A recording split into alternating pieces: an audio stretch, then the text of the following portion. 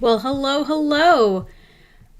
Welcome to the Savvy Groomer. My name is River Lee. This is our show called Grow Wealthy Grooming. If you give me 1 second, I'm going to make sure that we are live. We should be. I hate that my computer doesn't just pop it up, but you know what? That's how things go sometimes. I cannot complain at all. So I'm so glad you guys are here. Let me try the intro again. Thank you guys for coming here. My name is River Lee, and this is Grow Wealthy Grooming. I am the founder of the Savvy Groomer, where we teach you to go from being burnt out, broke, and broken to healthy, wealthy, and happy, building a business on your terms. You know, I love helping people build their grooming businesses. Hey, Marie, great to see you live. And Pam, love it. It's so much fun when people come live. I get to play. It's more fun. I'm a big fan. So let's go ahead and talk about today's topic. Today's topic is getting the wrong attention. Now, I feel like I have beat to death the soulmate client, but after seeing a few posts this week on Facebook, I had to bring this conversation back. So it started like this. I saw a thread with a lot of groomer business names. Now, I think you should do whatever you want. It's your business. You can call it whatever you want. But I do want to ask you, is the business name that you have put forth professional? Is it a name that if you were at a meet and greet and you were handing a man in a suit a business card, would you be really proud of it? Would he see it as a business that he would feel comfortable giving his clients? A lot of times when we're talking about different marketing strategies, now right now there's a lot of supply and demand where we really don't need to even worry about getting customers, right? But in the long run, we want to make sure that everything is aligned. I don't really want to waste a lot of my time with people that are the wrong people. I don't want to deal with people that don't value my business, don't have the same values in general, right? So if you create a name, and I had this actually in one of my coaching calls, and it wasn't a big deal, but I said, okay, I want you to ask you, if I were to hand you this business card with this name, you know, would you feel really comfortable doing it? And she's like, well, yeah. So would you take them seriously? And she's like, well, not really. Right? So, and again, it has to be on brand. If you are very tongue-in-cheek, having a name that's really kind of tongue-in-cheek makes sense. If you are really happy, bubbly, sweet, then that makes sense to have a happy, bubbly business. But I want you to consider when you're going to, sorry, my cat wants to come up. If you're coming up, come up. Let's go. I know, you heard me talking. Let's go. Come in. Won't do it. But this client in particular, she wanted to open up a cat exclusive business, and she wanted very sophisticated people. She wanted people earning $100,000 to $150,000 a year. And I said, okay, so where does that person work? She's like, they're probably a doctor or they're an attorney. Sorry, my cat he's making the rounds. Let's go. Brat cat. I'm like, okay, will that person see your business and see your brand and identify with it? And for her, it didn't make sense. You know, she wanted the person making $150,000 a year. And in her area, I said, okay, is it an area where people like really Disney character style businesses? And she said, not really. I said, okay, so is this person going to, you know, do that? Oh, hi, Hanvi. Good to see you guys. Fur Play. We did it in your driveway. Yes, this is her business name and byline. So here's the thing is like, I think it's awesome that we have all these adorable punny names, but especially in the age of Google, it would be so hard to Google, right? Like we have all these cute pun names, but if I were to Google it, is it going to be easy? And that depends on how you want to be marketed, right? So if you don't care about getting Google and website marketing, then it's irrelevant. Same thing as I used to have a business called the Green Paw Spa. It's a cute name, but it's a pain in the butt to say all day long on the phone. But if I didn't go on the phone, it wouldn't matter. So when you're creating your name and things like that, I want you to make sure it makes sense and make sure that you can live with it. I will tell you now, I went from the Green Paw Spa to Sheer, SHEAR Bliss, and I had so many problems with Sheer Bliss because people couldn't spell it, they couldn't figure it out, they couldn't find my website, and there were tons and tons and tons of issues. And I said, okay, well, I don't want that. So then I went to something really, really boring, and I was able to go ahead, and it was really easy to find, really easy to Google, all these things. Now, there's nothing wrong if you want this kind of name, that's fine. But I want you to ask yourself, if you did it again, or those of us coming into the industry, do we want to be known for these really punny, cutesy names, or do we want to start garnering more respect? Right? Because, Cassie said cats and dogs, it's KATZ, which is cute, but that's a bitch to Google.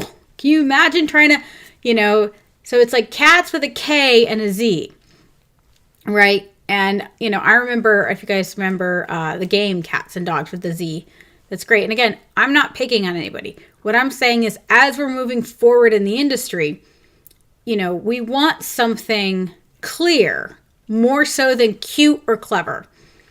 We want people to respect us. We want people to see us as a professional. We want people that are professionals to view us as fellow professionals. I use the example of cleaning services. I would rather have a maid or a cleaning service with a very simple name or something that makes sense. Like if I was up here, it might be like Upstate Cleaning Company because I'm in upstate South Carolina. That makes lots of sense. But if it was like, Fluff and Buff comes to you, I don't want to hand my friend a card that says Fluff and Buff, we come to you. That sounds like a sex situation. And the same thing with a name like Doggy Styles. That's a sexual position. The people that are going to find that really funny, and I know this is controversial to say, I feel like I'm going to get so much hate this week. Think about that. If I'm a doctor, if I'm a surgeon, if I am an attorney, if I am a representative of the state, if I run my own company, etc., do I really want to hand somebody something with a double entendre? Not really. Right? So you have to think about who your soulmate client is. And when they look at it, does it make sense? So Mary is saying King Charles Holistic Spa. So the spa with the SPAW. Again, hard to Google, right? And hard for a client. Like when they see it, they're like, oh, that's cute.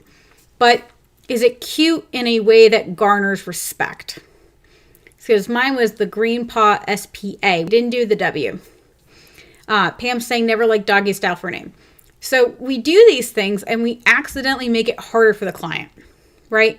Because the client is going to be like, King Charles sounds like either an area you're in or something like that, I'm assuming, But we think by adding the W, they're going to get that it's a pet. But people used to ask me all the time if I groomed dogs with Rhode Island cat grooming. So we hope people listen to our names, but they generally won't anyway. So I want you guys to really consider, is your name, if you're going to do any deep price increases, if you're going to do a rebranding, think about, is that on brand? So Marie's saying, okay, so you're doing after the King Charles Spaniel. So, and again, is that your soulmate breed of dog? And if it is, that makes sense. And this is a problem I see a lot of times on graphics or cards, because I'll see sometimes cards that are, they'll have a breed of dog that they hate grooming, right? So they'll have on there a Cocker Spaniel, and I'm like, oh, so you love Cocker Spaniels? And they're like, yes. I'm like, okay, that makes sense to me. Like this one, King Charles Cavalier, King Charles Spaniel. too dyslexic for this. You know, that makes sense. You know, that way if they want to come, they're going to come to you. No different than if you have poodle in the name. I hope you really enjoy grooming poodles. But I've seen people with like the something poodle, the puffed poodle, the purple poodle, the pink poodle, the posh poodle. And I'm not naming anyone specifically. I'm just using generic names, please. But they're like, I freaking hate grooming poodles. And so I'm like, okay. Marie says we have a Cavalier that rides with us, and he is the love of our life. He saved my life. That's really sweet, but could your business survive grooming only Cavalier Spaniels? And if you notice too, you call him a Cavalier and not a King Charles, right? So that's, again, that's kind of, you know, Cavalier, holistic spa, you know, like I know them as like a Cavi, but you know, I'm not a Cavalier person. They're sweet, but Mary is saying there is a groomer in my state with dreadlocks. That is, her business name is the Dreaded Groomer. Yeah. You know, and again, part of me is like, okay, I get it. You have dreadlocks. I don't know if I was a sophisticated, educated business owner, if I would want to send my friends to someone called the Dreaded Groomer. I feel like, and again, I don't know this person at all. I don't know anything about their business model, but I would be like, I want to secretly kind of make fun behind their back if I was a customer, right? And we don't want that. We want people to respect us. So first things first, does your name command respect? That's where I'm going to start with that. The next thing is accidentally getting people to say things that we don't realize is kind of a negative thing. Hey, Adriana, good to see you. So, you know, we talked about the spa thing. I hope no one's going to get mad, but the W just makes it impossible for people to Google you because they're never going to remember that. Or they're going to be like, ugh, it's clever. But there was actually, and again, I'm not going to call anyone out. But I'm going to look at, there was somebody who had posted in a local group and they were posting about a groomer, and I felt bad for this groomer. And I don't think they realize, unfortunately, how much unintentionally wrong attention they're getting. So they said, this is the owner sharing the post that has a picture of their dog. Most groomers end up having to shave him down because he gets mats, and I've been told he is hard to handle. So first things first, you have a doodle owner who's like, this groomer did not shave my matted doodle, and even though he's a pain in the butt, they took care of him. That's bad. You don't want that as a groomer. You do not want someone to give you that kind of reference, right? She said this person did phenomenal. She didn't shave him and bonded with him very well. So this groomer, good, bad, or indifferent, didn't shave a matted doodle and bonded with him even though if she's saying he's hard to handle, that means he's probably a jerk. Right? And I'm not saying that he's naturally a jerk, but if every time I came in and I was matted, and I would be a jerk too. I mean, a lot of doodles that just aren't very well behaved. She's more affordable than other groomers we went to. So this poor groomer has unintentionally gotten attention from people. So, and in the comments, like what makes me cringe is there is, would you message me what you pay for him with her? Oh my God, I need her for my doodle. I've never had a groomer really care for him like her. She told me how he started acting up. She calmly talked to him and he calmed down. She gave him breaks. Now, part of you is like, okay, this groomer is really sweet and amazing. But here's the thing, is that every groomer there that has a dog that is ill-behaved, every doodle owner that has a dog that's ill-behaved and matted, she has basically placated this owner into believing that their dog is behavioral. And then it's like, oh, I have to check this person out. What a cute fella. Now, some of us might be like, well, of course I want this person to message me, right? I want that kind of attention. But let me ask you, and again, I don't know anything about this person's business. I have a sneaking suspicion their soulmate client is not a matted, unruly doodle. And I don't know about you, but I don't ever want to be called affordable. if someone calls me affordable, I have done something wrong. There's nothing that is good that's affordable, right? It's kind of like when you buy a McDonald's coffee, you're like, oh my God, like it's good for the price. You don't want that kind of energy. You don't want those kind of clients. And this person has openly said that they do not brush their dog, right? They admit he's matted. They admit that he is unruly.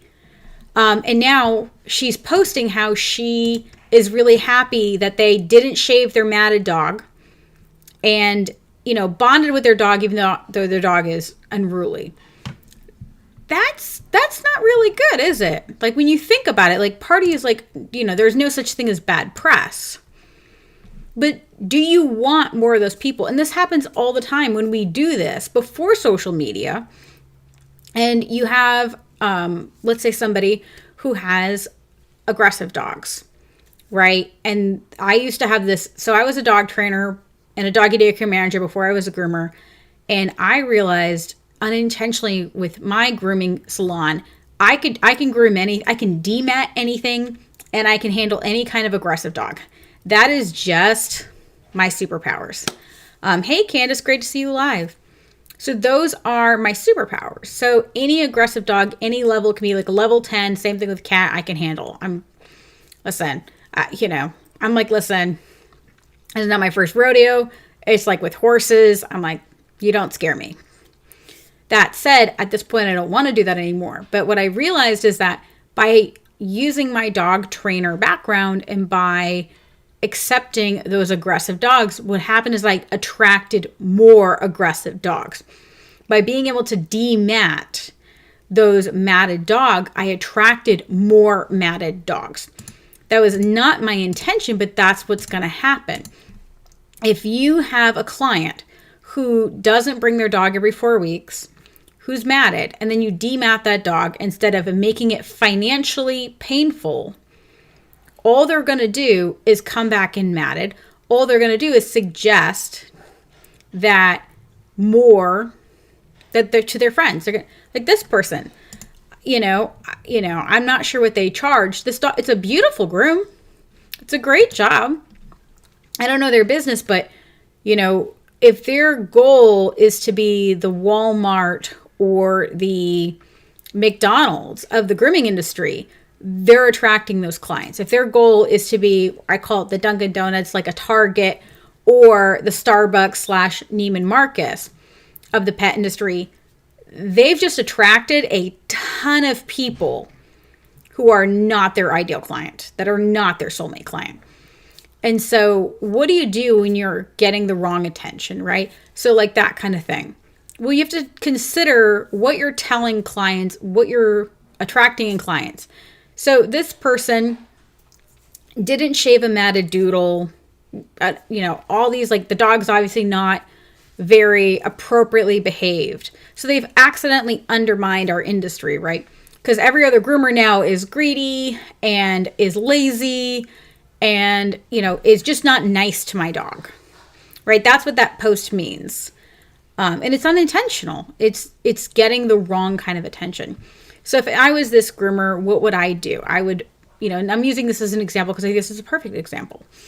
What I would do is I would say, okay, do I want matted dogs? No. So then I need to charge appropriately. If I am going to do what I call a Christmas miracle, where I'm going to demat a dog enough that I can leave it fluffy, it needs to be very, very expensive. So they do not come back matted. They come back in appropriately done. So either they come in every 4 weeks, or they, because I can almost promise you, and again, I don't know, because I don't know this groomer. I highly doubt this doodle owner booked for 4 weeks, right? I don't believe that for a second. And this groomer is now being told, hey, this is the cheap groomer who's willing to break their back for this dog. So I would definitely change my policies. I would charge way more for a matted dog. I would charge way more for a dog that takes more time, care, and attention, right? Because this poor groomer is going to get really burned out. I'm going to take a wild guess and assume either they're new or they don't charge appropriately, right? And that's what happens to all of us, especially in the beginning of our businesses. We think I want to be reasonably priced, whatever that means, right? I mean, that's just picking numbers out of the sky and deciding what is fair, which is arbitrary. I was just on a coaching call today with somebody who, a very long one, 3-hour one. I said, okay, how much does it cost for your eyelash extensions? And it's like $120 for extensions. And I've seen them as high as $250. So for someone to glue eyelashes on your eyeballs, I've had them, I love them. It's $120 to $250. And it takes about an hour. Okay. So that's worth $120 an hour. Right? And that's sitting, and it is very technical. It is actually very hard to do. You need to learn how to do it. And again, not a lot of states, it's not a regulated thing. Like in Rhode Island, you used to have a cosmetology license and now you don't. So they're also unregulated, but it's $120 about an hour. Okay. And then how about hair extensions? Hair extensions go to put in a full set. Now it includes the hair, but just the labor's around $1,000. And people do it. People put extensions in their hair. Brazilian blowouts. I pay an average of $400 for my Brazilian blowout. Right?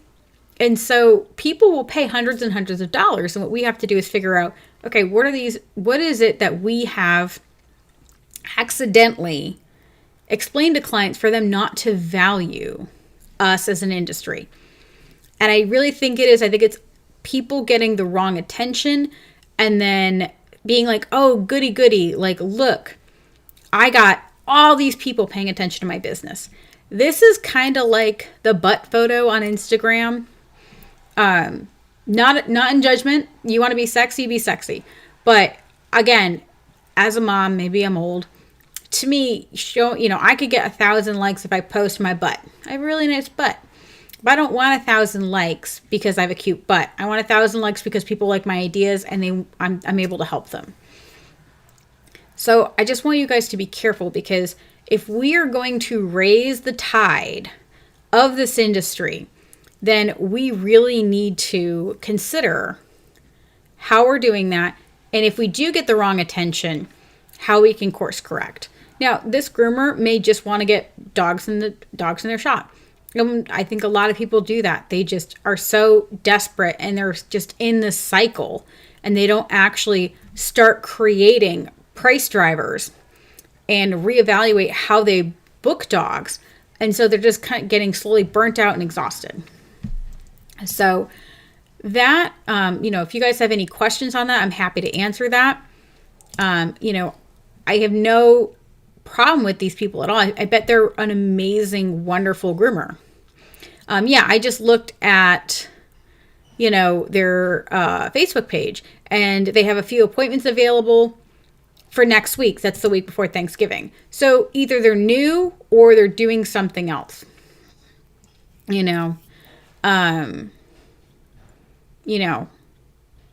That's it. So, think about that. It comes down to maybe, they're just building clientele, and either this is the clientele they want or it's the clientele they're accidentally getting. And I think that's where a lot of us accidentally get the wrong attention, right?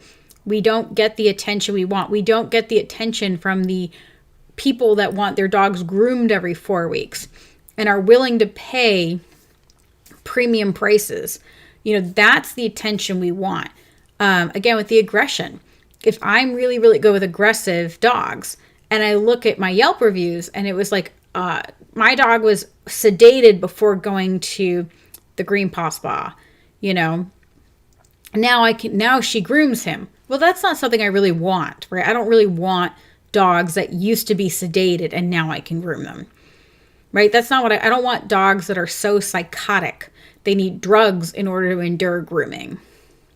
And I do think there is a place for the trainer groomer. I think that's and that if that's your brand, that is very different. Like I know one person that is their brand. Their brand is rehabilitating dogs that have had traumatic experiences or are just very sensitive. If that is your brand, that is great. That's not my brand. Why? Because I don't want to, that's a lot of work. And it is emotionally exhausting, especially when owners do not do what we tell them to. We tell them to come in and groom their pet every 4 weeks, and then they choose to go 12 weeks. And it could be something where like I've made all this progress with this dog, and then they skip 2 appointments because of whatever. And now the dog has come back in matted, and it's going to be like starting all over again. I will lose all of that trust because it's not my dog. I can't force them to come in. And this is, again, why I love memberships, because, you know, if they choose not to come in for those 3 months, I have gotten the money for those 3 months. And so the groom has literally become 3 times as much, and then it's actually worth it. The same thing with being known for being, like, I love when you have a business name, and I don't mean that, I mean in the nicest way. If you're like, business is like, you know, love and hug and kiss, you know, loving touch, or, you know, something very sweet, like, you know, Auntie Kim's, or, you know, something really like, kind of like Nana-ish, where it's like, oh, we're here to like coddle your pet, you know, like Cuddles and Bubbles and things like that. And again, I don't know, I'm not saying anyone specifically, I'm just using generic examples. You know, the tough part with that is then people expect you to coddle their pet, right? And a lot of these dogs, honestly, especially like the Bichons and things like that, are just dramatic when they come in, and then they're fine when people leave. But they expect you to groom these dogs that are anxious, anxiety, you know, have anxiety, etc. And, you know, and is that the attention you want? Do you want people to call you that have frail, elderly dogs with health issues, or overly sensitive? And you may be accidentally marketing that. You may be accidentally getting that attention, because when somebody posts something like, yeah, you know, I had this 14-year-old dog with moles all over it. She took 4 hours grooming my dog. She didn't charge me extra. You know, she just really went above and beyond. That's wrong attention. You don't want that attention. You don't want the people with those people coming to you, because it makes you feel good, but it doesn't make any business sense, right? And my job is not to save somebody else's dog. My job is to be a service provider, to love the pets in my care, but they're not my pets. They're just in my care. No different than if I was a daycare provider for human children, if I was a hairdresser for human children. You know, it's my job to care for those children, but they're not my children. And I think creating that healthy boundary, is going to make you guys a lot saner. Hey, Ruth, great to see you live. So I'm going to wrap this up, but, you know, I want you guys to consider, what kind of attention do you want? If you saw someone posting on social media about your business, what do you want them to say? And do your policies, procedures, and pricing make sure that you get the right attention, not the wrong attention? I would even rather have someone say they did a great job, they were just really expensive. I would 1,000% rather that than have someone say, I'm cheaper than other groomers. That's not good. That is not a good thing.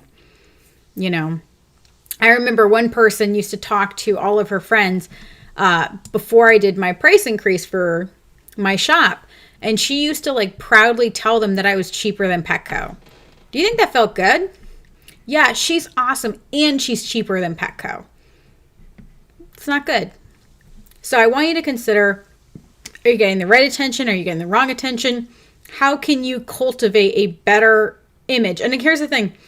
You don't have to change your name.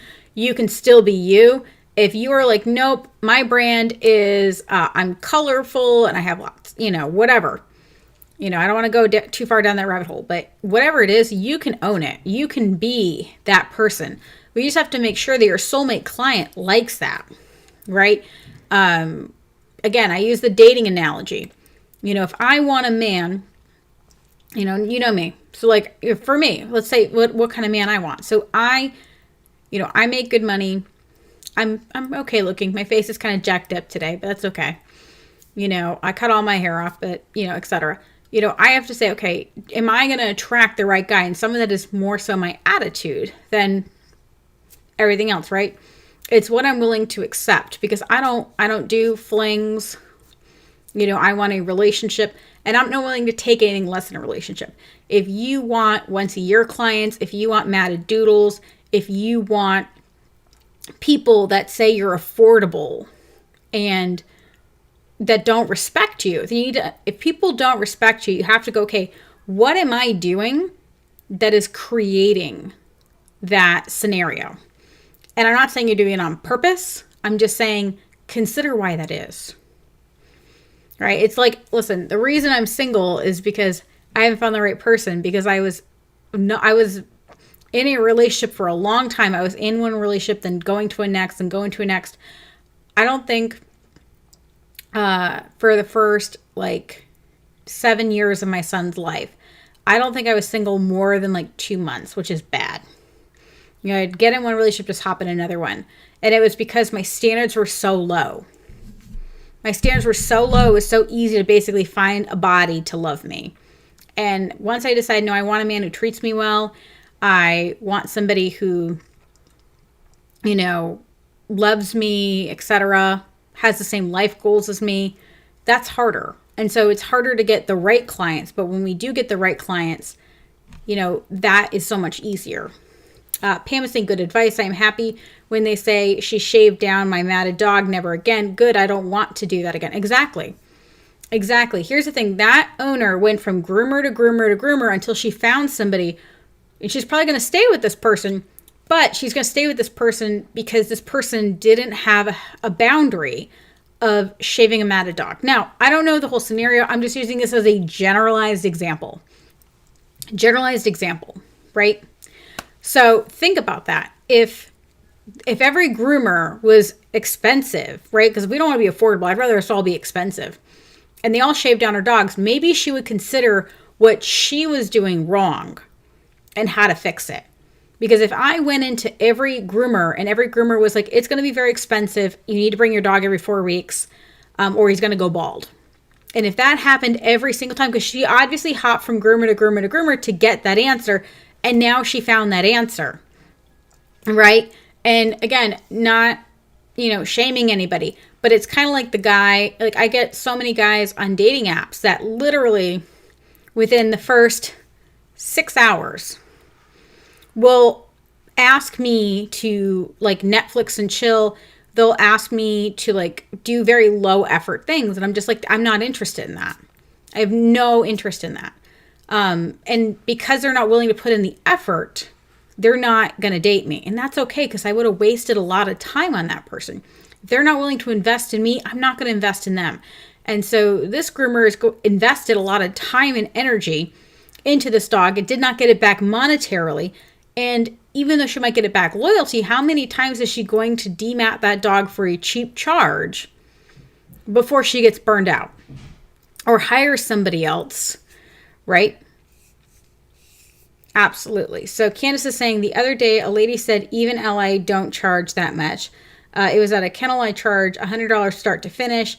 The kennel help said that was offensive. I said, no, because I'm educated. Oh, thank you. Yeah. And here's the thing. I don't care if someone says that I'm expensive. I'm okay with that. There are so many other people that can groom your dog. Go to them. Go to them. Do you guys think about it. All these guys, I'm not on Tinder. I'm not that person. I'm not saying that people shouldn't do that. I think I'm just getting old. But if you think about it, there are lots and lots and lots of people that are more than happy to have completely casual relationships with no strings attached, no expectations, just fun. And that's awesome. But I would be so unhappy that way. And so for you, do you want those fling clients? Do you want those clients who don't, and I hate this phrase, but that don't value you and you don't charge what you're worth? You don't charge what you need to survive. The grooming industry is so desperately out of whack.